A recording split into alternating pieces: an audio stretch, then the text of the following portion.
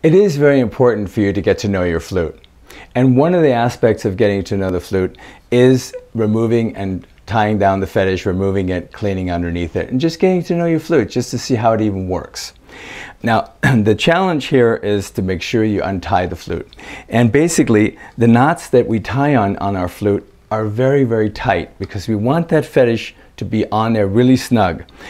As you blow air into here, it goes up underneath, and there's a little slot underneath the fetish, and it blows the air across the sharp edge, across the fipple. Well, if the fetish is not tied on tight, it will leak all the way around here, not giving you all the air you need to create a nice, clean, pure sound.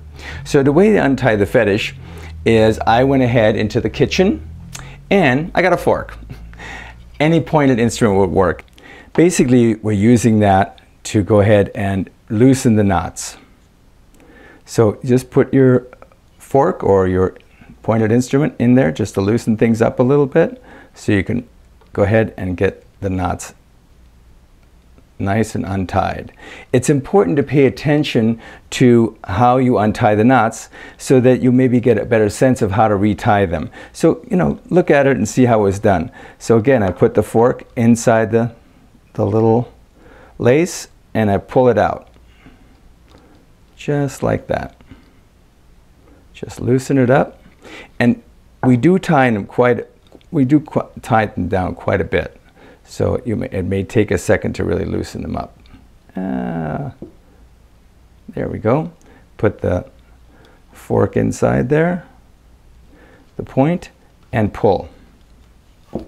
There we go. So now we're taking off the decorative piece. That really is not there to hold the flute down. And then it's the final knot of the lace that actually holds the fetish down. Unwrap it, and you'll see that there's a rubber band holding the fetish. We do that so that it makes sure it's nice and tight. As I said earlier, it will not cause any leaks. Go ahead and remove the fetish from underneath the rubber band and get a chance to look at it.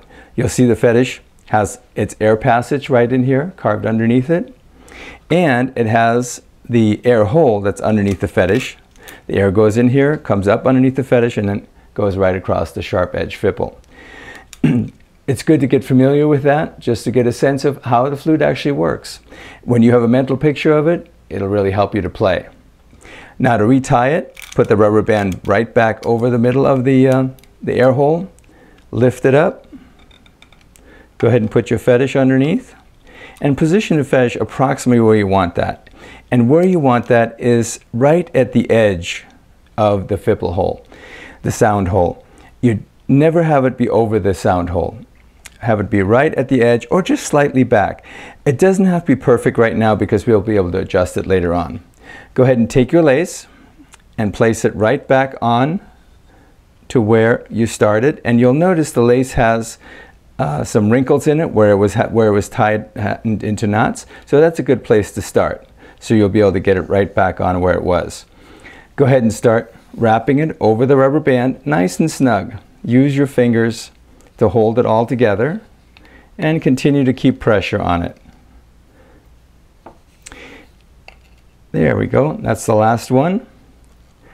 And go ahead and hold it together with both your fingers and your forefinger and your thumb, and put a knot in it and make it nice and snug. The first knot is really important because that's the one that holds everything together.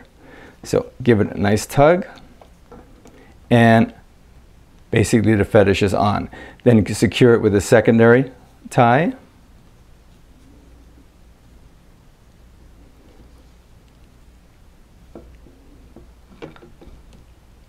Now it's nice and snug.